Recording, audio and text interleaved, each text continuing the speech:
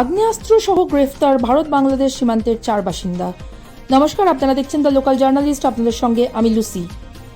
ধৃতদের কাছ থেকে 3টি 7.62 mm পিস্তল, একটি দেশি বন্দুক, 15 রাউন্ড গুলি, 6টি ম্যাগাজিন উদ্ধার করা হয়েছে।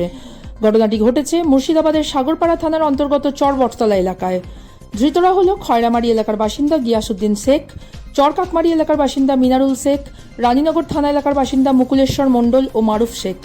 গতকাল রাত্রে গোপন সূত্রে খবর পেয়ে তল্লাশি চালিয়ে এই আগ্নেয়াস্ত্রগুলি উদ্ধার করা হয়। আজ ধৃতদের 10 দিনের পুলিশ হেফাজতের আবেদন জানিয়ে আদালতে তোলা হয়। কি জানাচ্ছেন পুলিশ আধিকারিকরা, শুনে নেব। রাত্রিবেলা প্রায় 10:30টার সময় আমরা একটা সোর্সের মাধ্যম থেকে খবর পেয়ে আমরা 2টা বাইককে ইন্টারসেপ্ট করেছে। 2টা বাইকের উপরে 4টা লোককে আমরা ডিটেন করেছে।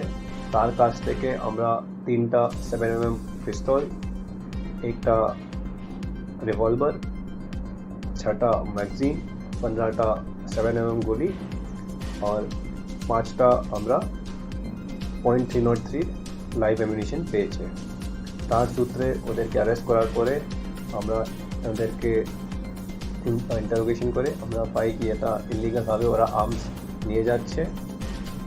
তারপরে আমরা আজকে ওদেরকে কোর্টে ফরওয়ার্ড করে 10 দিনের জন্য পুলিশ কাস্টডির জন্য আমরা ফিরিয়ে দিচ্ছি। কোথায় নিয়ে যাচ্ছিল কি জানেন? এখন পর্যন্ত আমরা এসব জানতে পারিনি। আমরা 10 দিনের পুলিশ কাস্টাডি ফিরিয়ে দিচ্ছি। তারপরে ওদেরকে কাস্টাডিতে নিয়ে ভালো করে ইন্টারোগেশন করে ওদের কি ফরওয়ার্ড লিঙ্কেজেস আছে, কি ব্যাকওয়ার্ড লিঙ্কেজেস আছে, এটাকে আমরা ভালো করে সুষ্ঠুভাবে দেখি। সকলের নামগুলো যদি একটু বলেন। প্রথম হচ্ছে গিয়াসউদ্দিন শেখ, সাগরপাড়া বাড়ি, মিনারুল শেখ, নারবি সাগরপাড়া বাড়ি, মুকুলেশ্বর মণ্ডল, জালাঙ্গি থানা বাড়ি, মারুফ শেখ, রানীনগর বাড়ি। সবাই কি এক জায়গায় ছিল? হ্যাঁ, এরা সঙ্গেই ছিল। 2টা বাইক করে এরা যাচ্ছিল।